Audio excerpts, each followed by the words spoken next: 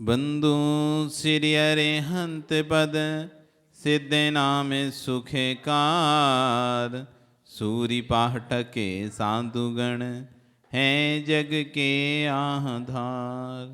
इन्हें पाछों बरमेष्ठि से सहित मूल यह मन।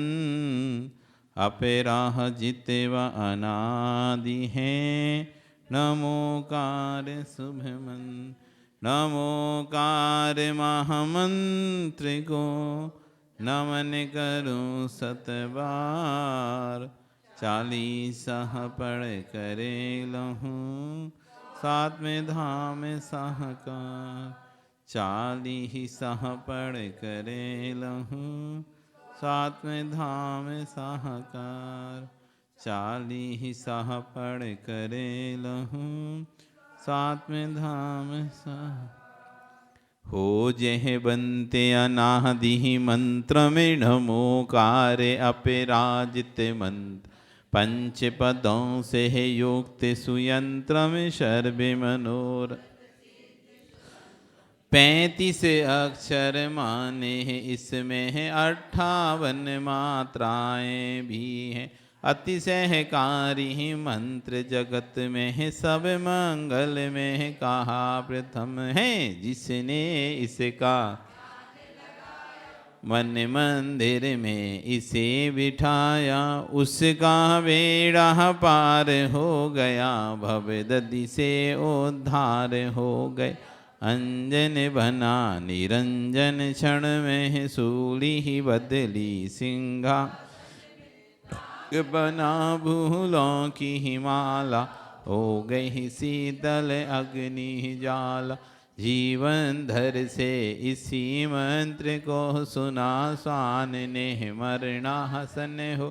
शांत भाव से काया तज कर पाया पद यक्षेंद्र हुआ। तो एक बैल ने मंत्र सुना था राज घराने में जन्मा था।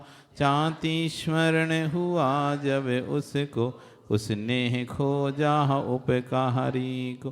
पद में रुचि को गले लगाया आगे में त्रिभाव निभाया। कालांतर में वही पद में रुचि राम बने तब बहुत। बैल बना सुग्रीव बंधुवर दोनों के संबंध मित्र बर।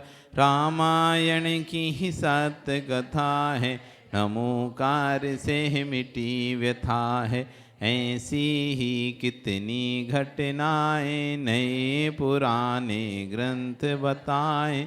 इसीलिए इस मंत्र की महिमा कही सभी ने है इसकी ही गरिमा। हो अपवित्र पवित्र दशा में सदा करें संस्मरण हृदय में। जपें शुद्ध तन से जो माला वे पाते हैं सौख्य निराल। अंतर मन पावन होता है बाहर का अगमल धोता है। नमोकार के 35 व्रत हैं श्रावक करते। हर घर के दरवाजे पर तुम महामंत्र को लिखो। जैन गण जैन ही संस्कृति दर्शाएगा। सुख समृद्धि भी दिल बहाएगा। एक तराजू के पलड़े पर सारे गुण भी रख देने पर। तू जहाँ बलड़ा मंत्र सहित जो उठा न पाए कोई उसको। उठते चलते सभी क्षणों में जंगल पर्वत या महलों में। महामंत्र को कभी न छोड़ो सदा इसी से न। देखो एक सुबह में चक्र था उसने मन में इसे जपा था। दे बीमार नहीं पाया उसको तब छल युक्ति बताई। उसके चंगुल में फंस कर के लिखा मंत्र राजा ने जल में। जो ही उस पर कदम रख दिया देव ने शक्ति प्रकट कर दी। देवी ने उसको मार गिराया, नरक धरा को नृप ने पाया। मंत्र का ये अपमान कथान, सचमुच ही है हृदय विदार। भावों से भी न अभिनय करना, सदा मंत्र पर श्रद्धा करना। इसके लेखन में भी फल है, हाथ नेत्र हो जा। नमोकार की बैंक खुली है, ज्ञानमती प्रेरणा मिली है। जम्बूद्वीप हस्तिनापुर में मंत्रों का व्यापक संग्रह। इसकी किरण प्रभा से जग में फैले है सुख शांति जन जन में। मन वचन से इसे नमन है, महामंत्र गाह करो स्मरण में। महामंत्र गाह करो स्मरण में, महामंत्र गाह करो स्मरण में। यह महामंत्र गाह 40 जो 40 दिन तक पढ़ते हैं। ओम अथवा असियाऊ सामन पूर्ण मंत्र जो जपते हैं। ओमकार में ही देव धनी के वे एक दिन स्वामी बनते हैं। परमेष्टि पद को पाकर वे खुद नमोकार में बनते हैं। 2522 वीर अब्द अश्विन शुक्ला एकम तिथि में, रच दिया ज्ञानमती गरणी की से। मैं भी परमेष्टि बंद पाहूँ, प्रभु कब ऐसा दिन आएगा। जब मेरा मन अंदर मन में रम कर पावन बन जाएगा। रम कर पावन बन जाएगा। रम कर पावन बन जाएगा। नमो अरिहंताण में, नमो सिद्धाण में, नमो आयरियाडम, नमो उवझायाड में, नमो लोए सविशाहूडम। नमो अरिहंताण में, नमो सिद्धाणम, नमो आयरियाड में, नमो उवझायाडम, नमो लोए सविशाहूडम। नमो अरिहंताण में, नमो सिद्धाणम, आयरियाणम, नमो उवझायाणम में, नमो नमो अरिहंताण में, नमो सिद्धाणम, नमो आयरियाणम में, नमो उवझायाणम, नमो लोए सविशाहूडम। नमो अरिहंताण में, नमो सिद्धाणम, नमो आयरियाणम में, नमो उवझायाणम, नमो लोए सविशाहूडम। नमो अरिहंताण में, नमो सिद्धाणम, नमो आयरियाणम में, नमो उवझायाणम, नमो लोए सविशाहूडम। नमो अरिहंताण में, नमो सिद्धाणम में, नमो आयरियाणम, नमो उवझायाणम, नमो लोए सविशाहूडम। नमो अरिहंताण में, नमो सिद्धाणम, नमो आयरियाणम में, नमो उवझायाणम, नमो लोए सविशाहूडम। नमो अरिहंताण में, नमो सिद्धाणम, नमो आयरियाणम में, नमो उवझायाणम, नमो लोए सविशाहूडम। बोली नमोकार महामंत्र की। देवादिदेव 1000 आदिनाथ भगवान की जय। देवादिदेव 1008 शासनाधीश भगवान महावीर स्वामी की जय। सुदर्शन बोध चरण सुपथ पर, अविरल जो बल कहते हैं मुनिगण उन देव परम आगम गुरु को मेरा सत सत नमन, सत सत नमन। बोले परम पूज्य 108 विशुद्ध सागर जी महामुनिराज की जय। परम पूज्य अजित सागर जी महामुनिराज की जय। आज संध्याकालीन हमारे धर्म में जो सभा है प्रारंभ हो रहा है, प्रारंभ होने वाला है। मैं सभा के प्रारंभ में परम पूज्य 108 वीर सागर जी महामुनिराज के प्रति के समक्ष प्रदीप प्रज्वलन करने के निमित्त आदरणीय हमारे अध्यक्ष श्री प्रदीप जी छाबड़ा को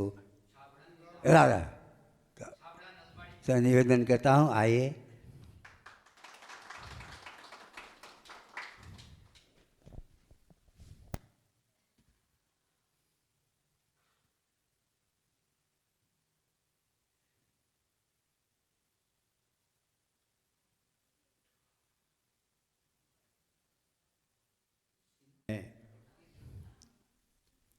परम पूज्य गुरुवर से श्रद्धापूर्वक अनुनय भी नहीं करूँगा। गुरुदेव, विगत दिनों में जिस प्रकार से आप जिनवानी के वक्तव्य हमें सुनाकर जो हमारा मार्गदर्शन कर रहे हैं, आज मैं आपसे निवेदन करता हूँ गुरुवर, जिनवानी वाणी हमें सुनाकर मोक्ष मार्ग प्रशस्त करते हुए हमें कृपा करें।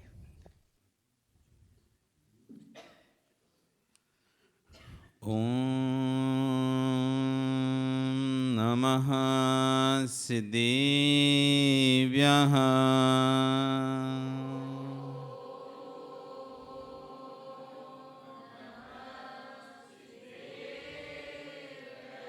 ओम नमः सिद्धेभ्यः।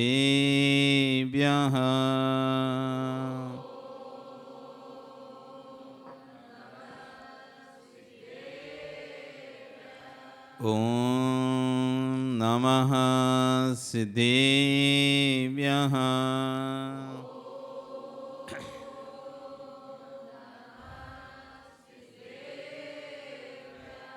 एयाय एयाय नानानूनाननानन् ममा ममा ममा मामी ताततीति ततीतिता। नमो अरिहन्ताणं नमो सिद्धाणं नमो आयरीयाणं नमो वज्झायाणं नमो लोये सव्यसाहुणम्। बोले अनंत से परमेष्टि भगवानी की, आदिरम आदिनाथ भगवानी की, वर्तमान शासन महावीर भगवानी की, आचार्य श्री 108 विश्व सागर जी महाराज की, अहिंसा में विश्व धर्म की।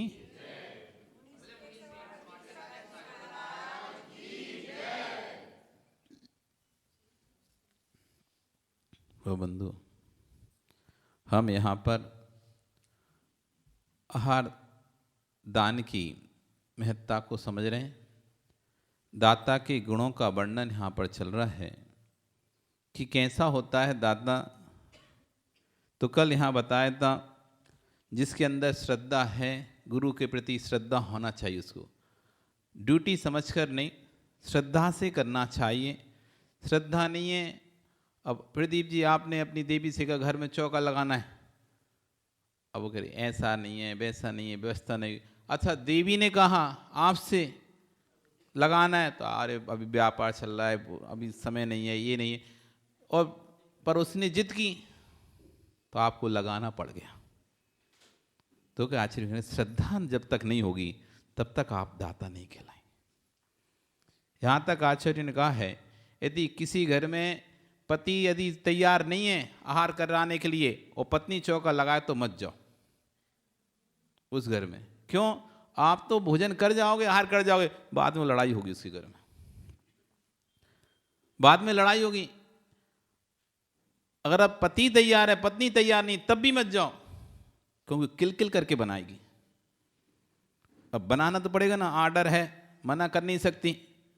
तो मना नहीं कर सकती। तो एक आगम में कहानी है ऐसी, एक सेठ की बहुत भक्ति थी और वो अपनी पत्नी को बोला कि मुझे साधु के अपने घर में आहार कराना है। पत्नी कही मेरे पास समय नहीं है, और जब देखो तब कोई ना कोई चौका लगवाते रहते, जब देखो तब मैं नहीं लगाऊंगी। लेकिन सेठ ने कहा नहीं, चौका आपको लगाना पड़ेगा, साधु घर में आया आपको चौका लगाना पड़ेगा। अब पत्नी सोचती रोज रोज की समस्या हो गई, जब भी हुआ तो उसने क्या किया, कड़वी लौकी बनाई, कड़वी तुमड़ी बनाई कि एक बार अब खिला दो, फिर जब तबीयत ही खराब हुई तो आएगी नहीं। और उसने कड़वी तुमड़ी खिला दी, वो महाराज के पूरे शरीर में जहर फैल गया। तो इसलिए आचार्य ने कहा कि जहां पर जब तक दाता के परिवार में एक सा सामंजस्य ना बैठे, और तुम्हें पता चल जाए यदि कि जिस घर में दाताओं में सामंजस्य नहीं बैठ रहा है, पति नहीं चाहता है, साधुओं को श्रद्धा नहीं है पति के अंदर, अथवा पत्नी के अंदर श्रद्धा नहीं है, ऐसे घर में मत जाओ। श्रद्धा होना चाहिए, श्रद्धा, संतोष। दूसरा गुण कहा था संतोष, संतुष्ट होना चाहिए व्यक्ति। तीसरा कहा था भक्ति भाव होना चाहिए।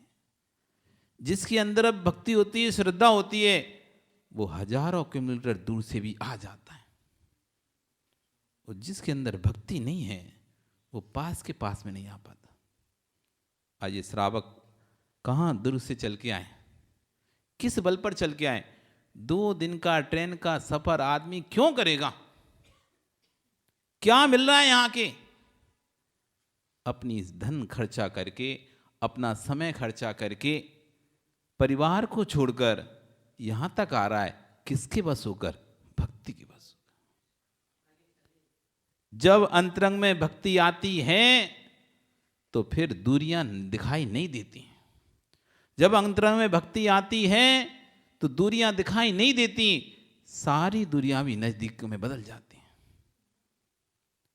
अकृत पुण्य नाम के एक व्यक्ति हुआ। अकृत पुण्य, अकृत मतलब है पाप, है ना? तो अकृत नाम उसका ऐसा पुण्य था कि पाप रूप फलित होता था उसका, हर काम कुछ भी करे तो उल्टा ही होता था। अकृत पुण्य नाम उसका नाम था। बाद में उसको धन्य कुमार नाम पड़ा। अकृत पुण्य व्यक्ति था। उसने अपने पूर्व पर्याय में खूब धन का अपहरण किया था, साधुओं की निंदा की थी, और मंदिर के पैसे आदि चोरी किए थे, छत्र आदि। उससे ऐसा उसका कर्म का बंध हुआ कि वो जैसे ही अपने जिस सेठ के यहाँ जन्म लिया, वो गर्म में आते ही सेठ के सारे व्यापारों में घाटे लगने लगे। इतना उसका पाप तीव्र था कि सेठ को जितना भी उस हजारों दीनारों का सेठ था, घर में घाटा लगने लगा, सब व्यापारों में घाटा लगने लगा। और जैसे ही उस बच्चे का जन्म हुआ, पिता मरण को प्राप्त हो गया। लाखों एकड़ भूमि, जमीन जायदाद सब बिक गए, और स्थिति यह हो गई कि जो हजारों दीनारों का स्वामी था, जिसके यहां हजारों नौकर चाकल काम करते थे, अब उसको खाने के लाले पड़ गए। मां दूसरों के यहां बर्तन मांज मांज कर अपने बेटे का भरण पोषण कर रही। बेटा धीरे धीरे बड़ा होता है, वो सोचता है देखो माँ मेरे लिए कितना करती है, कुछ तो मैं भी कमाऊं। तो एक दिन जब माँ दूसरे के घरों में चली जाती है, भैंसे जाऊंगा तो माँ जाने नहीं देगी कुछ करने के लिए, तो जब माँ चली जाती है घर से दूसरों के यहाँ काम करने के लिए, तो बाहर जाकर सोचता है कुछ तो काम मिलेगा कहीं। तो देखा कि एक जगह कुछ किसान चारा काट रहे, तो वहाँ पहुँच जाता है। वहाँ ठेकेदार बैठा हुआ था, उससे बोलता है मुझे कुछ काम दिए। क्या करोगे तुम काम? आप बताओ मैं क्या कर सकता हूँ। उसका ठीक है, एक काम करो, ये घास उखाड़ने का काम करो। सुबह से लेके दोपहर तक भरी ग्रीष्म गर्मी में वो घास उखाड़ रहा है। उखाड़ के जब शाम का समय, सबको पैसे मिलने का समय था, तो वस्तु दी जा रही थी, अनाज दिया जाता। ज्वार सबको दी जा रही थी। जैसे ही उसका नंबर आया, जो व्यक्ति था वहां का मालिक, उसे देखता है, अरे तुम किसके बालक हो? और बोला अमुक कुमार का बालक हूं। ओहो, तो उन सेठ के बालक हो जिस सेठ के यहाँ मैं नौकरी करता था। आज कभी वो समय था जब मैं तेरे पिता के यहां पर घास काटता था, आज उसी का बेटा मेरे यहां घास काटने आया है। दया आ गई। उसने कहा ले बेटा, एक पैसे ले। बोले नहीं पैसे नहीं। अब उसे समझ नहीं थी पैसे और अनाज में अंतर क्या होता है। उसने सबको जो दे रहे वो हमको दो ना, भेदभाव क्यों कर रहे हो? मुझको भी अनाज चाहिए। सबको अनाज दे रहे हो, मुझको कागज पकड़ा रहे नहीं अनाज चाहिए। अब वो क्या हुआ कि उसने सोचा सबको तो थोड़ा थोड़ा दे रहा था, अब ये मेरे सेठ का बेटा है। तो उसने कहा ठीक एक काम करो बेटा, तुम्हें जितना चाहिए उतना भर लो पुटली। नौकर को उनको बोल दी इसकी पुटली पूरी भर दो। उसकी पूरी पोटली उसने भर दी, सिर पे रखा और बड़ा खुश था। आज तो माँ से कहूँगा देखो अपने महीने भर की व्यवस्था हो गई। अपन को अब तुमको कहीं नहीं जाना बर्तन मांजने, यहीं इसी अनाज से अपन भोजन करा करेंगे। और बड़ी खुशी खुशी में चला जा रहा है। उसकी पुटलिया में एक छेद था। इतनी खुशी थी उसे पता नहीं चला कि पीछे से एक एक दाना उसकी पुटलिया से गिरता चला जा रहा है। और जब घर पहुंचा खुशी खुशी, वो माँ से कहता है माँ देखो मैं आज कमा के लेके आया हूं। माँ बोलती कहाँ गया था, कहाँ कमा के लाया? देखो ना मैं कितना सारा अनाज लेके आऊं। वो सिर से पुटली उठाते खोलती है, एक मुट्ठी अनाज बस, इतना सा। अरे नहीं माँ मैं तो पूरा भर के लेके आया था। कहाँ चला गया? माँ देखती उस टॉवेल में, उस चद्दर में छेद था, कपड़े में छेद था, अनाज गिर गया। कहती बेटा तेरी गलती नहीं है, तेरा पुण्य इतना एक मुट्ठी का है, उतना बच गया। जितना तुम्हारा पुण्य था उतना बच गया, बाकी गिर गया है। पर एक बात बताओ तुम गए कहाँ थे? कहता है मैं अमुक व्यक्ति के यहाँ पर गया था। तो माँ के कलेजे पर तो जैसे कि किसी ने आघात कर दिया। अरे तुम उसके यहाँ पर नौकरी करने गए थे, मतलब उसके यहाँ घास काटने गए थे, जो कभी हमारे यहाँ घास काटा करता था। अब तो इस गांव में नहीं रहना, अब क्या मैं किसको मुंह दिखाऊंगी? अब वो समय आ गया कि बेटा उस वहां पर नौकरी कर रहा है जहां पर कोई कभी नौकर हमारे यहाँ नौकरी करता था। इस गांव से चलते हैं, अब इस गांव में नहीं रहेंगे। वो अपना सारा सामान इकट्ठा करे, पोटली बांधे और निकल गए दूसरे गांव के। लेकिन जाएंगे कहाँ? अगले गांव पहुंच गए, लेकिन जाएं कहाँ? कोई आठा पता ठिकाना तो है नहीं है। और एक चबूतरे पर बैठी हुई है माँ, रो रही है, हमें जाऊँ कैसे बच्चे को लेके? तभी वहाँ एक व्यक्ति निकलता है, पूछता है बहन क्या हो गया, क्यों रो रही हो? तो बोलती है अब हम काम के लिए निकले हैं, अब काम मांगे किससे, किधर मिलेगा, और हाँ रहने का भी कोई व्यवस्था नहीं है। वो अपनी सारी कथा सुनाती। वो कहता है बहन चिंता नहीं करो, मेरे बेटों की माँ मर चुकी है, उनको भोजन आदि की समस्या होती है, तुम उनको भोजन कराओ, उसके बदले मैं तुमको अन्न दूंगा, तुम अपना भोजन करना, और ये बाहर एक कोठरिया है उसमें तुम रहो, तुम्हारा बेटा हमारी भैंसे चराएगा, तो दोनों का काम हो जाएगा। मैं भी परेशान हूँ बेटों के कारण से, उनको भोजन समय पे कौन बनाता नहीं, मुझसे तो होता नहीं है, मैं अपना व्यापार नहीं देख पाता, तुम उनको भोजन बनाना, अपने बेटे का पालन करना, हमारे बेटों को खिलाना, जिससे मैं भी स्वतंत्र हो जाऊंगा और आपका भी काम हो जाएगा, और आज से तुम मेरी बहन हो। और वो खुश हो जाती, चलो ठीक है कोई तो सहारा मिला। पर वो बालक इतने उद्दंड थे, उसके 7 बालक थे उस सेठ के, इतने उद्दंड थे। आज तक कोई भी उसने ऐसा नहीं किसी को रखा नहीं, खूब नौकरानियां, खूब लोगों को भोजन दिए, लेकिन कोई भी वहां सक नहीं सका। मतलब इतने उद्दंड बालकों के बीच में वो मारा पीटी, लड़ाई झगड़ा, सामान फेंक देना, उठा देना, बनी सामग्री फेंक देना, दोबारा से बनवाना, ऐसे नहीं प्रकार के उपद्रव करते रहते थे। कोई उन पर रह नहीं पाता था, लेकिन इसकी तो मजबूरी थी, तो इनको तो रहना ही था। तो जैसे भी उनको उपद्रव सब शांति से सहन करती रहती थी। एक दिन सेठ बोला आज खीर तैयार करो, हम मंदिर से आ रहे हैं, आप खीर तैयार करो, आज खीर खाएंगे। तो माँ बढ़िया खीर तैयार कर रही है, तभी उसका बालक पहुंच गया। बेटा पूछता है माँ क्या बना रही है? तो माँ कहती बेटा खीर बना रहा है, खीर। तो बेटा कहता है माँ मैं भी खाऊंगा, माँ मुझे भी खीर खिलाना। तो माँ कहती है हाँ ठीक है, अभी तो पहले सब सेठ जी के बच्चों को खिलाएं, बचेंगे तो देखेंगे। वो कह रहा है नहीं माँ मुझे खीर चाहिए। अब बच्चा तो बच्चा, मुझे तो माँ खीर चाहिए। और ये सब बच्चों ने उस बात सुन ली कि वो खीर मांग रहा है बालक। वो आए और सामने उसको पकड़ के घसीट के, तू खीर खाएगा, सेठ की बराबरी करेगा, सेठ की बराबरी करेगा, खीर खाएगा, कभी देखी है खीर तुमने? और ऐसा करके उस बालक को खूब मारने लगे। माँ बचा रही है जैसे तैसे करके, लेकिन वो छोड़ ही रहे। मुश्किल से जैसे तैसे माँ ने उनके पैर पड़ पड़ के उस बालक को बचाया। छोड़ दो, अब कब नहीं खिलाएंगे खीर, नहीं खिलाएंगे, आप विश्वास रखो इसको खीर नहीं खिलाएंगे, छोड़ दो मेरे बेटे को।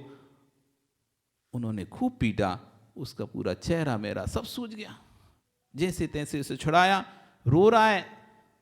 माँ उसे चुप करा रही है, बेटा कुछ नहीं कुछ नहीं बेटा कुछ नहीं। तभी सेठ का आना होता है। सेठ कहता है क्या हुआ ये? कुछ नहीं सेठ जी, गरीबी में यही स्थिति होती है, गरीबी की स्थिति यही होती है। बेटे ने खीर मांग ली, इन बच्चों ने खूब मारा उसे। सेठ अब दुखी होता है कि कैसे बच्चे पैदा हुए। थोड़ी सी खीर और वो ले भी लेता तो इनका क्या जाता। तो कहता है कोई बात नहीं, आप एक काम करो, यहाँ से दूध ले जाओ, चावल ले जाओ, अपनी कुटनी में, अपनी कुटिया में बैठ के बना के उसको खिला देना। ये बच्चे यहाँ तो उपद्रव करेंगे। तो वहाँ से वो उसको खीर और दूध और खीर चावल दे देता है। वो माँ समझाती है बेटा देख अब मैं तुझे खीर बना के खिलाऊंगी। वो रोता बेटा मुस्कुरा जाता है, चलो खीर खाने मिलेगी, अब माँ खीर खाने मिलेगी। और माँ चली जाती कुटिया में, खीर तैयार करती है। अब बेटा देख रहा है कब बनेगी कब बनेगी। इधर खीर उबल रही है खदर बदर, इधर बच्चे का मन हो रहा है बस जल्दी बने और मैं खाऊं, जल्दी बने और मैं खाऊं। खीर तैयार हो गई। माँ सोचती है बेटे को बहुत जल्दी है, मैं यदि ऐसी खीर दे दूं फटाक से खाएगा, इसका मुंह जल जाएगा, ठंडी करना पड़ेगा खीर, और इसको इतना इंतजार है नहीं ठंडी करने का, इसे तो खाने की पड़ रही है। तो कहती बेटा सुनो, क्या माँ, जब तेरे पिता थे ना, हम साधुओं को आहार दिए बिना भोजन नहीं करते थे। गुरु को दे आहार फिर निज करे आहारा। वो पापी जीव हैं, नगर में साधु भूखा बैठा हो और स्वयं भोजन कर ले। आचार्यवन कहते हैं वो व्यक्ति अभागा है, पापी है, नगर में साधु होने के बाद भी जिसके बाप साधु के आहार देने के ना हो और साधु से पहले अतिथि भूखा बैठा हो और जो स्वयं अपना भोजन कर ले, उससे अभागा जीव कोई नहीं होगा। माँ बेटा कहता तो क्या करें माँ? बेटा अपन साधु का इंतजार करते हैं ना, हम माँ को तो खीर ठंडी करनी थी, टाइम चाहिए था, कुछ तो बोलना पड़ेगा टाइम के लिए। बेटा थोड़ा सा अपन रुक जाते हैं, इंतजार करते हैं, कोई साधु आएगा तो उसको खिला के फिर तुमको देंगे। तो माँ कहाँ से आएगा? नहीं आएगा तो तुमको खिला दूंगी, थोड़ा सा रुक तो जाओ, जब तक मैं पानी भरने जाती हूँ कुएं पर, और फिर आके तुमको खीर खिलाऊंगी। बेटा कोई साधु निकले तो रोक लेना। इस तरह से उसको बोलकर चली जाती है। उसे पता था कि अभी कोई साधु का क्या, अब कहाँ है कुछ भी, और इतनी देर समय निकल जाएगा तो खीर ठंडी हो जाएगी, फिर बेटे को देंगे तो बेटा खीर खाएगा। अब बेटा बैठा हुआ है, हे भगवान कोई साधु आ जाए, खीर खाने मिलेगी। अब साधु आ जाएंगे तो जल्दी से मां उनको खीर खिलाएगी। अब उसे तो पता नहीं कैसे साधु खीर खाते हैं, उसने तो कभी देखा नहीं महाराज को, पर इतना था कि हाँ महाराज आना है, उससे सुना कर रखा था। दिगंबर महाराज होते हैं, महाराज होते हैं, वो आहार करते हैं, जैन है तो अब कैसे करेंगे, कितना करेंगे, क्या करेंगे, उससे तो कुछ नहीं था, बस इतना था कि कोई आएगा तो माँ देगी, नहीं तो फिर मैं खा ही लूँगा। वो बैठा हुआ अपने द्वारे पर, कोई महाराज आएंगे तो अच्छी बात है, नहीं तो फिर मैं खीर खाऊंगा। इधर माँ पानी भरने चली जाती है, तभी माँ सो बांस को करके एक मुइराज बन से विधि लेकर निकलते हैं। कोई माँ यदि घट सिर पर बड़ा घट लेकर पड़गान करेगी तो आज मैं हार करूंगा, अन्यथा फिर एक माह को उपवास करूंगा। पूरे नगर में घूम रहे हैं, लेकिन कहीं भी विधि नहीं मिल रही। अब वो वन की ओर वापस लौटते हैं, तभी बेटे की नज़र और लड़की की नज़र महाराज पे पड़ जाती है। महाराज उसी रास्ते से आ रहे, बेटा खुश, चलो महाराज आ गए, ये भी अच्छा हुआ, ये भी आ गए, अब इनको भी खीर खिला के अपन को बढ़िया खीर खाने मिलेगी। और जैसे ही महाराज पास आते जा रहे हैं, उसके अंदर उमंग, उत्साह, भक्ति बढ़ती चली जा रही है। महाराज निकट आए, वो आके खड़ा हो जाता है, महाराज रुको रुको, मेरी माँ ने खीर बनाई है, मेरी माँ ने खीर बनाई है, आप खीर खा के जाना। अब मुनिराज तो नब्द भक्ति के बिना पड़गा के रुकते नहीं है, और उनकी तो विधि वैसे भी थी कि कोई यदि सिर पर घट लेके पड़गान करे तो पड़गान होंगे, वैसे भी नहीं रुकना है, और ऐसे तो बिल्कुल ही नहीं रुकना है, कोई रोके तो। महाराज आगे बढ़ने लगते हैं, बेटा तोड़ के फिर आगे खड़ा होता है, रुको रुको महाराज, मेरी माँ ने खीर बनाई है, बहुत अच्छी खीर बनाई है, आप खा के जाना। अब महाराज कहाँ से रुकेंगे, वे फिर आगे बढ़ने लगे। अब बेटा पैर पकड़ लिया, मत जाओ ना महाराज, माँ ने खीर बनाई है, रोने लगा, आप चले जाओगे तो माँ खीर नहीं खिलाएगी मुझे, मुझे खीर खानी है, आप मत जाओ। अब महाराज पैर आगे कर रहे हैं, अब वो पैर छोड़े नहीं रहा, खीर खानी पड़ेगी, खीर खानी पड़ेगी आपको, उसके बाद ही जाने दूंगा, नहीं तो मुझे खीर नहीं मिलेगी आज। इधर महाराज आगे बढ़ रहे, बेटा पैरों पे पड़ा हुआ है, उधर माँ अपने सिर पर घट लेकर आ रही है। माँ देखती है, बेटा मुनिराज के चरणों में पड़ा है, धन्य है वो माँ, धन्य है वो माँ जिनकी संतान मुनिराज की सेवा करते हो, धन्य है वो माँ, अभागी है वो माँ जिसने ऐसी संतान को जन्म दिया जो मुनिराज की सेवा तो छोड़ो, कभी दर्शन करने भी नहीं आते। सेवा तो छोड़ो, भयभक्ति तो छोड़ो, आरदान तो दूर की बात है, दर्शन तक करने नहीं आते। वे माँ अभागी हैं। वो माँ धन्य थी। दूसरे के बेटे तो मद्रालय में, वेश्यालय में पड़े रहते हैं, वो बेटा कहाँ पड़ा हुआ है, गुरु के चरणों में। जल्दी जल्दी जल्दी जल्दी आती है, भो स्वामी नमोस्तु नमोस्तु, उसको तो पता था कैसे रुकेंगे, भो स्वामी नमोस्तु नमोस्तु नमोस्तु, अत्रो अत्रो अत्रो, तिष्ठो तिष्ठो तिष्ठो। मुनिराज ने देखा विधि मिल गई, सिर पर भरा घट, सिर पर भरा घट, विधि मिल गई, मुनिराज रुक गए, पड़गान हो गया। माँ अपने घर में ले गई, बेटा बाहर बैठे देख रहा है। माँ ने उच्चासन, पाद प्रक्षालन, पूजन सब किए। अब आहार की समय आया तो माँ सोचती है, मैं इस खीर के 3 हिस्से कर लेती हूँ, एक हिस्सा मुनिराज को दे दूंगी, एक हिस्सा अपने बेटे को, और एक हिस्सा स्वयं के लिए। उसने खीर 3 कटोरों में, अलग अलग कटोरों में 3 खीर भर ली विमल जी। अब मुनिराज तो मासो बास के बाद खड़े हुए थे, उन्हें क्या पता तुम्हारे पास कितनी खीर कितनी नहीं है। वो तो खड़े और उन्होंने लेना शुरू किया। माँ ने 1 2 3 4 बार दिया, वो कटोरा खा ली। अब महाराज खड़े हैं। अब माँ सोचती है, अपन ने तो बहुत खीर खाई। बेटा देख रहा है सब कि महाराज जी वाला कटोरा खाली हो गया। माँ ने 3 कटोरे अलग रखे थे, 1 कटोरा खाली हो गया। माँ ने धीरे से सोचा, अपन ने खूब खीर खाई है, आज इतने पुण्योदय से, इतने भाग्योदय से मुनिराज घर पर पधारे हैं, इन्हें तो भरपूर कराऊंगी, अपन फिर खा लेंगे खीर। और उसने अपना कटोरा भी उठा लिया, 1 2 3 4 चम्मच चलाया, वो कटोरा भी खा ली। अब तो माँ सोचती है, बनाई खीर किसके लिए, बेटे के लिए। अब इधर सामने महाराज, उधर बेटा, अब खीर महाराज को दे के बेटे के लिए रखे। इधर बेटा देख रहा है कि माँ के अंतरंग में विकल्प चालू हो गया है। अपना कटोरा दे दिया, महाराज के लिए लगा वो भी दे दिया, 1 कटोरा बचा हुआ है। माँ का हाथ झिझक रहा है। वो बाहर बैठा हुआ कहते हैं, मामा खूब आहार कराओ, अच्छे से भरपूर कराओ, अपन तो खीर बाद में खाएंगे, अच्छे से महाराज को आहार कराओ। अब जैसे उसने बेटे ने कहा, आप तो वो भी कराओ, वो माँ का जितना भी थोड़ा बहुत विकल्प था वो भी खत्म। और फटाक से उसने कटोरा उठाया और खीर चलाना प्रारंभ किया। महाराज अक्षीण महानस रिद्धि के धारी थे। महाराज अक्षीण महानस रिद्धि के धारी थे। जैसे ही उस कटोरी से अंतिम कटोरी से खीर चालू की, अक्षीण महारिद्धि प्रकट हो गई और कटोरा खाली ना हो। खीर देते जाए लेकिन कटोरा खाली नहीं हो। महाराज पूरे अच्छे से भरपूर आहार कर गए लेकिन कटोरा खाली नहीं हुआ। महाराज आहार करके चले गए। बेटे ने खीर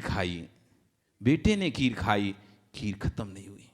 उसने भी खूब पेट भर के खीर खाई। माँ ने खाई, खीर खत्म नहीं। पूरे मोहल्ले अड़ोस पड़ोस गांव को खिला दी लेकिन खीर खत्म नहीं हुई। वो अक्षीण महानस रिद्धि थी। वो बेटे के अंदर जैसी भाव आया, माँ तुम तो दो, कम मिलेंगे महाराज। वो ऐसा तीर पुण्य का बंद किया उसने, इतनी सी भावना से बाहर बैठ के ऐसा पुण्य किया। अगले भव में धन्य कुमार नाम से पैदा हुआ। जहां हाथ लगाए वहां सोना हो जाए। पिता के अनेकों व्यापार रुके हुए थे, जैसे वो घर में आए सारे व्यापार प्रारंभ हो गया। और जैसे उसका जन्म हुआ और उसकी नाल को खोदने के लिए गड्ढा खोदा गया, उसमें से सोने का घड़क निकल गया। कुछ भी करे वो पत्थर भी सोना बन जाए उससे। वो 7 जो संतान दूसरे के सेठ की थी, वे भी मर के इसी के भाई बने अगले बम में। ये धन्य कुमार और 7 वे 7 पूर्व भव के बैर के कारण, पूर्व भव के कारण उससे जलन करते थे कि माता पिता इससे इतना प्यार क्यों करते हैं, इतना प्यार क्यों करते हैं। हम लोग इतना कमाते हैं करते हैं और ये तो कुछ ही कमाता नहीं, तब भी प्यार करते हैं, इसको भी कमाना चाहिए। तो उन्हें एक बार कह दिया माम से, ऐसा नहीं चलेगा, आप इसको भी काम के लिए भेजा करो। हम ही लोग काम नहीं करेंगे, इसको भी काम पे भेजो। अब बेचारा उसे तो कभी काम आते नहीं था। अब बच्चे जिद पड़ गए, भाई लोग नहीं इसको ही काम भेजो। तो माँ ने 500 दीनार देकर उसे काम के लिए भेज दिया। जा बेटा ये 500 ले जा दीनार, सामान खरीदना और बेच देना। इससे सामान खरीदना बेचना, उससे जो पैसा आए सो ले आना। और उसने कभी व्यापार नहीं किया था तो उस इतना ही बता दिया था, ये देना दूसरी वस्तु लेना। वो जा रहा था, जाते जाते में उसे एक बैलगाड़ी मिली लकड़ियों से भरी।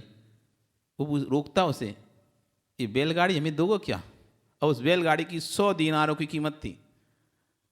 तो उसने कहा क्या दोगे, ये पुटली आप ले लो और मुझे गाड़ी दे दो। कितना है इसमें, उसने देखा उसमें 500 दीनार। उनका ये अच्छा पागल आदमी फंसा, 100 दीनार की चीज 500 में ले रहा है। उसने कहा ठीक है तू एक काम कर, बैल भी ले जा, पूरी ले ले हटा। और पूरा देकर वो 500 दीनार ले गया। वो तो अभी बड़े खुश होकर आगे बढ़े। आगे एक जोड़ी बैल की जोड़ी वो कुछ था, घोड़े, एक घोड़ा आगे था। उसने देखा घोड़ा खड़ा हुआ है। उसने कहा ये आप ले लो, हमें घोड़ा दे दो। उसने कहा ठीक है, इससे तो महंगा ये है, घोड़ा तो बहुत सस्ता है। उसने उसको पकड़ा दिया। आगे चला तो एक व्यक्ति बकरी चरा रहा था। अपनी बकरी चरा, तुम एक कान घोड़ा ले लो, मुझे बकरी दे दो। उसने कहा ये भी बढ़िया अच्छा है। उसने बकरी वाले ने सोचा घोड़ा मिल रहा है बकरी बदले में, उसने दे दी। आगे एक व्यक्ति शमशान से जली लकड़ियां लेकर आ रहा, पाए शमशान के जो जला दिए जाता है ना, खाट के जो पाए वो लेके आ रहा था। तो उसने उसे देखा, भैया ये मुझे दे दो, तुम ये ले लो। ये अच्छा पागल आदमी है, बकरी बदले जिनकी कोई कीमत नहीं, खाट के पाए की जले हुए वो मांग रहा है और इसके बदले में बकरी दे रहा। बढ़िया। ऐसे करते करते शाम हो गया। वो घर आया और लेकर के आए 500 दीनार में शमशान के खाट के जले हुए पाए। कितने रुपए में, कितने खर्चा होगा इसके, 500 दीनार खर्चा हो गई उसमें। अब सब बच्चे देख रहे हैं, हंस रहे हैं माँ को, लो 500 दीनार में ये करके लाया ये तुम्हारा बेटा, और तुम इसे प्यार करते हो। हम लोग देखो कमा के लाते हैं, 500 के 1000 करके लेके आते हैं। अब माँ सोच रही है सही तो ये क्या कर लाया, लेकिन माँ को तो बड़ा स्नेह था, पूर्व भव में की थी ना वो, तो इसलिए जरूरी स्नेह था। तो माँ ने कहा ठीक है, जो है इन्हीं को सही कर ले रहे हैं, तो ये लड़के और अभी जले हैं, यानी इनको जला दिख जाएगा ना तो ये और अभी चिल्लाएंगे, तो इनको सही कर दूं। वो उसका जला हिस्सा ठोक कर निकाल रही थी और उसने जोर से उसे ठोका, पाया टूट गया, और टूटा तो उसमें से हीरे जवाहरात निकल पड़े, उसमें से हीरे जवाहरात निकल पड़े, अरबों खरबों की जायदाद निकल गई उसमें से, और एक पर्ची निकल गई। ये सब संपत्ति धन्य कुमार की है, ये सब संपत्ति धन्य कुमार की है। कहाँ शमशान के जले पाए। वो सेठ ने किसी महाराज से पूछा होगा अवधि ज्ञान में, अवधि ज्ञानी महाराज से, मेरी संपत्ति को कौन प्राप्त करेगा? तो उन्होंने कहा तुम्हारी संपत्ति का अधिकारी धन्य कुमार होगा। इसलिए उसने पहले लिख के रख दिया था कि मेरी संपत्ति का अधिकारी धन्य कुमार।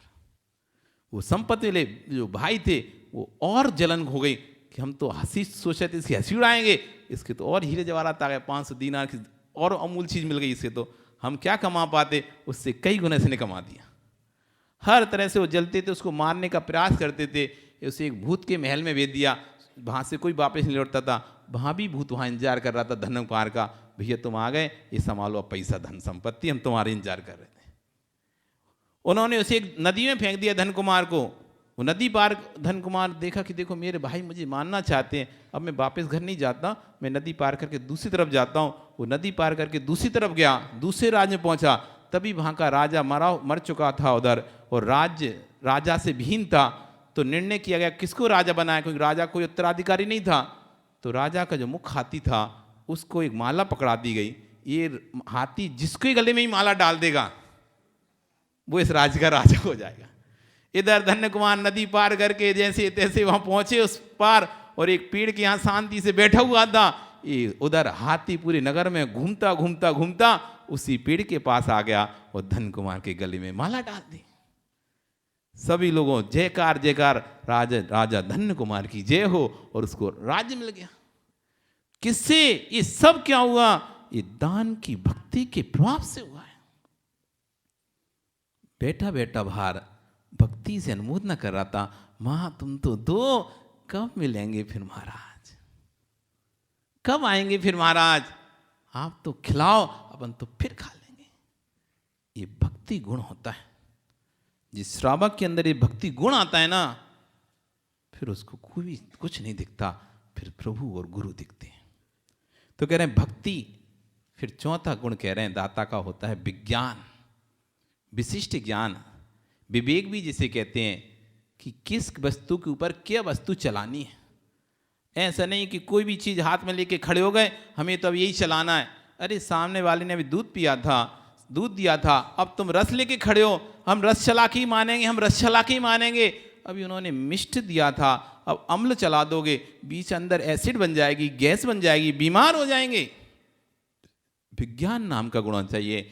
समय सीजन कौन सा चल रहा है, गर्मी का मौसम है, ठंडी का मौसम है, बरसात का मौसम। यदि गर्मी का मौसम है, अधिक तला भोजन नहीं खिलाना उनको, साधु को, क्योंकि अधिक गरिष्ठ भोजन खिला दिया तो बाद में उनका गला सूखेगा। पानी मांगता है, गर्मी में वैसी तो पानी की कमी हो जाती है शरीर में, और अधिक गरिष्ठ भोजन करा दिया तुमने, समझे नहीं आपने, वही भोजन बनाया, खूब तला सामान बनाया और चौका घर में लगाया, खूब तला। आपने देखा ही नहीं कि मौसम कौन सा चल रहा था। अभी गर्मी का मौसम चल रहा है, ये गर्मी का मौसम पेय पदार्थ का मौसम होता है, जो शीतल करते हैं शरीर के अंदर, ऐसे पदार्थ का मौसम होता है। तो वह मौसम देखा, ठंडी का मौसम में आपके गरिष्ठ पदार्थ चल जाते हैं, वहाँ पानी उतनी शरीर को जरूरत नहीं होती है। इस शरीर बरसात का मौसम सम मौसम होता है, जहाँ ना तो अधिक गरिष्ठ खाना है, ना ज़्यादा सूखा खाना है, बीच का भोजन करें, क्योंकि इस समय जठराग्नि मंद पड़ जाती है, ज़्यादा खाने से दस्त लग जाते हैं, पेट खराब हो जाता है, बीमारियां बढ़ जाती हैं। तो इस तरह का विज्ञान होना चाहिए। आहार कैसे शुरू करें, आहार कहाँ पर ख़त्म करें, किसके ऊपर पानी देना, किसके ऊपर मीठा देना, किसके ऊपर नमक देना, कहाँ किस चीज़ से देना है, किस में कितनी वस्तु का मिश्रण करना, ये सब विज्ञान नाम का गुण है। विज्ञान गुण नहीं है तो जो हाथ में आया सब वो दे दिया। अब वो चाहे उनके लिए अपत्यकारी हो, अब उनको हो रहा है जुखाम, और तुम कह रहे नहीं महाराज जी आपको तो पुचका खाना ही पड़ेगा, हमने इतने अच्छे से बनाया, हमने तो बनाया, खाना ही पड़ेगा। और तुमने उधर खटाई खिला दी, इधर जुखाम है, उधर दवाई खिला दी। विज्ञान नहीं है आपके अंदर। यदि आप दवाई दे रहे हो जुखाम आदि की, औषधि दे रहे हो, फिर खट्टा उनको नहीं खिलाओ। नहीं खिलाओ। क्यों? इधर पथ्य जब तक औषधि तभी कार्य करेगी जब हम अपत्य का सेवन नहीं करेंगे। तो ये विज्ञान नाम का गुण होता है श्रावक के अंदर। फिर आ रहा है निर्लोभता। लोभी नहीं होना चाहिए। बचा लो, कल काम में आ जाएगी। थोड़ा थोड़ा दो, कल काम में 2-3 दिन चल जाएगी। नहीं, एक दिन की वस्तु एक दिन के अंदर। बहुत से लोग होते हैं 2 दिन चला लेंगे, पर मर्यादा, अरे कौन देख रहा है, मर्यादा बना ली आज, अब 2 दिन तक चला लो। हाथ भी लग गए, सकड़े हाथ भी लग गए, अरे कौन ने देखा है, कोई बात नहीं, 2 दिन चल जाती वो तो। लोभीपना नहीं होना चाहिए, निर्लोभपना होना चाहिए। खूब भरपूर आहार करो, भरपूर आहार कराओ, अच्छे से आहार कराओ, शुद्ध अच्छी वस्तु लेके आओ। ऐसे नहीं सबसे सस्ता सामान ढूंढ ढांड के ले आए और उसको बना के खिला के चला दिया। कौन इतना महंगा लाएगा? निर्लोभी होना चाहिए, खुला हाथ होना चाहिए, उसका खुला हाथ होना चाहिए। अच्छी वस्तु हम साधु को आहार में देंगे, पौष्टिक वस्तु उनके आहार में देंगे। इसलिए आचार्य कह निर्लोभता।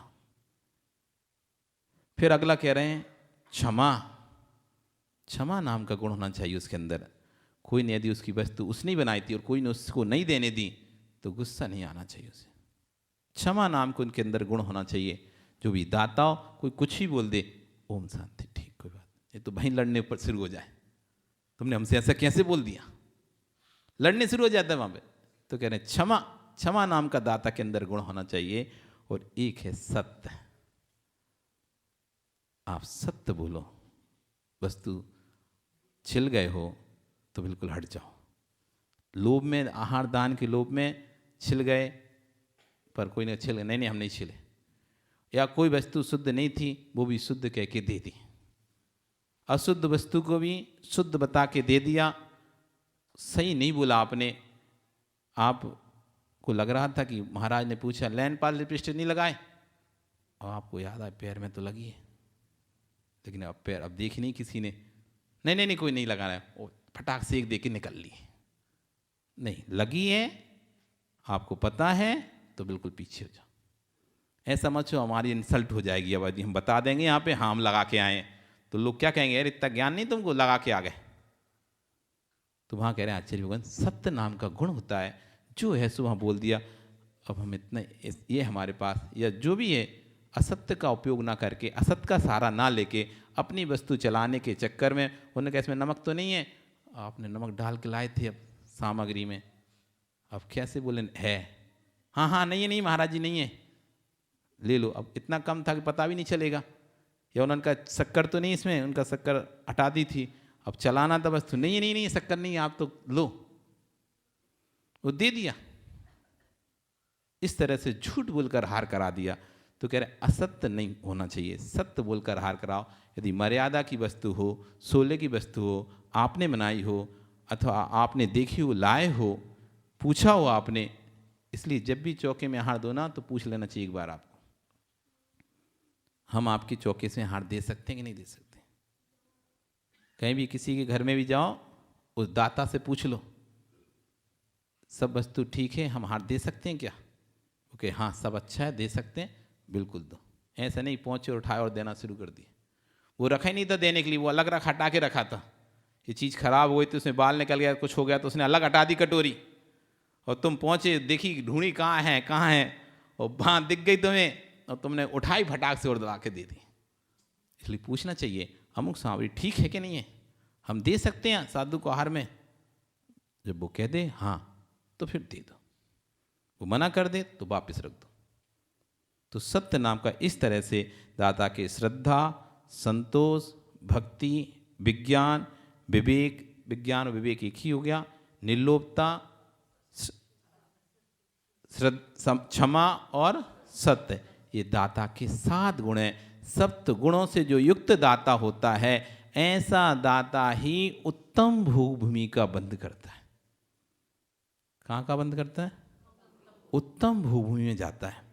और जो इन गुणों से रहित होता है, फिर वो अपने परिणामों के अनुसार, जैसे मध्यम, जगन अथवा कुबो भूमि, जो झूठ बोलकर, गुस्सा कर करके, चिड़चिड़ कर करके, बहुत से लोग देते रहते ना, अंदर चिड़चिड़ कसाए रहती है, ऊपर से हार देते रहते हैं। एक दूसरे के लिए वहाँ पर खड़े खड़े कमेंट करते रहेंगे, एक दूसरे के लिए ट्रेंड कसते रहेंगे, एक दूसरे के बारे में चर्चा करते रहेंगे, एक दूसरे की बुराई करते रहेंगे और इधर साधु को भी हार देते रहेंगे। भैया तुम्हारी शुद्धि खत्म हो गई, मन शुद्धि, वचन शुद्धि भी खत्म हो चुकी है। यदि आप किसी के खड़े होकर वहाँ पर आपने इधर शुद्धि बोल दी, मन शुद्धि, वचन शुद्धि, काय शुद्धि, हाजल शुद्ध स्वामी नमोस्तु। अब यदि आप तुम दूसरों की बुराई कर रहे हो खड़े होकर, या दूसरों के बारे में चर्चाएं कर रहे हो, कमेंट कस रहे हो, या ट्वेंट दे रहे हो, आपकी मन शुद्धि भी गई और वचन शुद्धि भी गई। और आपने अभी हार दिया अब तो निश्चित को भूमि में जाओगे। क्यों? शुद्धि पूर्वक हार देना है ना। और हमने क्या किया? शुद्धि तो खत्म ही हो गई। कोई ने कुछ बोल दिया और हमें गुस्सा आ गया, हम भुन्ना के बैठ गए। अब भी मना रहे हैं, भैया आ जाओ, भैया आ जाओ, हार दे लो, भैया आ जाओ, हार दे लो। हाँ नहीं आना, तुम ही दे लो। वो जैसे तैसे पकड़ के उनसे दिलवा रहे हैं। भैया मत दिलवाओ, उनकी शुद्धि खत्म हो चुकी है, मन शुद्धि। अब जब उनका खुद मन अच्छा हो तो फिर से आके शुद्धि बोलो। अब फिर से शुद्धि बोलो, मन शुद्धि, वचन शुद्धि, काय शुद्धि। हे स्वामी मेरा अब मन शुद्ध है, नमोस्तु। क्योंकि दिख जाता है, हार के समय सब दिखता है, देखने वाला चाहिए। हार के समय में सब दिखता है, देखने वाला चाहिए। और आप लोगों को तो क्या हमारी तरफ चेहरा रहता है ना, तो आपको पीछे का नहीं दिखेगा ना, लेकिन हमारा चेहरा आप लोगों की तरफ रहता है। आप लोग भूल जाते हो, आप लोग भूल जाते हो कि आपका चेहरा सिर्फ हमारी तरफ है और आपको कोई नहीं दिख पा रहा। क्योंकि एक तो जो आपका जिसके सामने चेहरा उसका सिर दिख रहा है, और जहां आपका चेहरा है उसको पीछे वाले को आपकी सिर दिख रहा है। आपको सामने वाले सिर दिख रहा है, पीछे वाले आपका चेहरा तो किसी को नहीं दिखाई दे रहा, लेकिन साधु को सबका चेहरा दिखाई दे रहा है लाइन से। कौन क्या कर रहा है, कौन क्या बोल रहा है, कौन क्या से भावों को रखा हुआ है। ये तो छोटी छोटी बात हमको ज्ञान नहीं होती ना, तो दान करते करते भी वो भूमि चला जाता है जी। दान करते करते भी एक दूसरे पर जो कमेंट्स कसते हैं, एक दूसरे पर जो आर्गुमेंट करते हैं, एक दूसरे पर जो ट्वेंट मारते हैं, आप कर लो। उस समय लगता है हम तो हंसी हंसी में ऐसे ही बोले। कर्म कहेगा तुम भले हंसी हंसी में बोले, पर मैं हंसी हंसी में नहीं, मैं सही सही में बंधूंगा। हम तो क्या सोचते हैं, हम तो ऐसी हंसी हंसी में उसको बोल दिए, ऐसे ही बोले, हम कौन उसको सही ऐसा हंसी में बोल दी तुम तो ऐसे थोड़ा सा। तो आपने भले हंसी हंसी में बोला होगा, लेकिन कर्म कह रहा है हंसी हंसी में मैं बंधा नहीं हूं, मैं सत्य में बंधा हूं। इसलिए हंसते हंसते कर्म का बंध तो जीव कर लेता है, लेकिन जब उसका भोग काल, उदय काल आता है, तो रोते रोते भी भोग नहीं पाता उसे। इसलिए सबसे ज्यादा कर्म का बंध हंसी हंसी में होता है। हंसी हंसी में घर कर चाद मोहिनी कर्म का बंध। इसीलिए तो कहा कसाय दया तीर परिणाम चाद मुह से हास रति रति सोग भय जुगुप्सा स्त्री पुरुष नपुंसक, ये 9 अकसाय, ये भी कसाय हैं। तुम हंस रहे हो, किसी की हंसी उड़ा रहे हो, तो आप चाहत मोहिनी कर्म का बंद कर रहे हो। इसलिए नहीं, अपने मन को अच्छा रखो। कौन दे रहा है, कौन नहीं दे रहा, किसने कितनी बार दे लिया, किसने कितनी बार नहीं दिया। भैया इसलिए समझा रहे हैं, ऐसा ना हो कि तुम आहार देते देते कर्म निर्जरा करने के लिए आए थे हार देने, और कर्म बंद करके चले जाओ। इसलिए समझा रहे हैं आपको। बाकी को तो आचार्यगण जब समझाने के बाद आखिरी में लिख देते हैं, जम रुज्जैतम कुज्जा। हमें क्या करना है, तुम्हें जैसा रोशेसु वैसा करो। नरक में जाना तो नरक में जाओ, त्रिंच में जाना त्रिंच में जाओ, देव में जाना देव में जाओ, मनुष्य में जाना मनुष्य जाओ। जम रुच्चैतम कुज्जा, जैसा रुचि वैसा करो। लेकिन साधु शिक्षक है, साधु आपके लिए सद्मार्ग दिखाने वाला है, आपकी कमियों को बताने वाला है। वो प्रेरक निमित्त है, प्रेरता नहीं है। प्रेरक निमित्त होते हैं साधु, प्रेरते नहीं है। उन्होंने प्रेरणा दे दी, भैया अपने परिणाम को निर्मल रखो। कौन क्या कर रहा है मत देखो, किस किस को याद करें, किस किस को रोएं, किसी को मत देखो, किसी को मत रोहो, अपने परिणामों को देखो। हमारे परिणाम अच्छे हैं, हमको बंद अच्छा होगा। हमारे परिणाम खराब हो रहे हैं, तो हमको बंद खराब होगा। अब दूसरे को क्या होगा क्या नहीं होगा, उसका वो जाने। इसलिए अच्छे हाथ दान, ये दाता के गुणों में श्रद्धा, संतोष, भक्ति, विवेक, विज्ञान, निर्लोभता, क्षमा, सत्य, 7 गुणों से युक्त होना चाहिए। आज आपका समय हो गया, कल फिर आओगे।